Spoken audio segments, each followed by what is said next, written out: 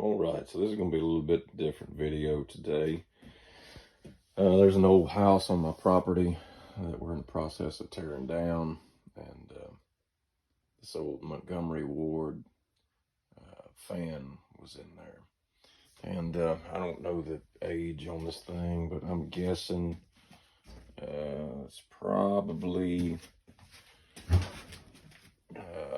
mid to late 60s. It's got metal blades on it. Been in the house for Lord only knows how long, and the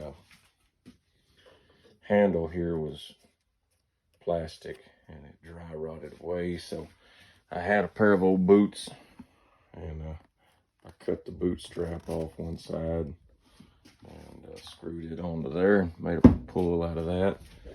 The front grill was missing, so I took some hardware cloth and pieces of wood and screwed a cover on there so you couldn't get your finger in there, you know. And whenever I got it out of the house, some mice had chewed up the cord, and so I put a new cord on it, soldered the cord together, and then electrical taped it up. And whenever I plugged it on, it would just hum. It wouldn't turn, so there was no grill on the front. Pulled the motor out, pulled the blades off, and took the motor apart.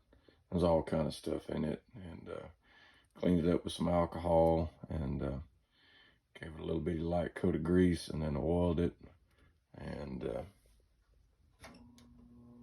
the bearings are pretty worn on it, but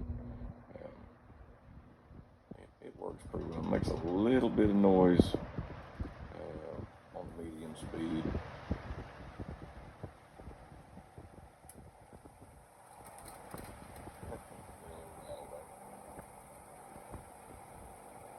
It's high. And this thing also has a thermostat control on it, so turn it back down to low where they don't make so much noise. Well, that's why I don't run it on low very often. But anyway, if you had it sitting in your window and you didn't want it, you know, if it's going to get cool that night, set your thermostat here. And whenever it got to the desired temperature, it would shut itself off. Another interesting feature about this fan is it's two-directional.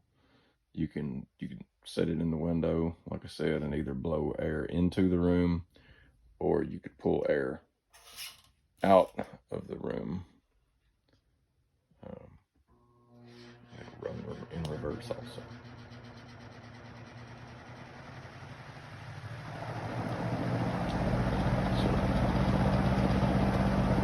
Anyway,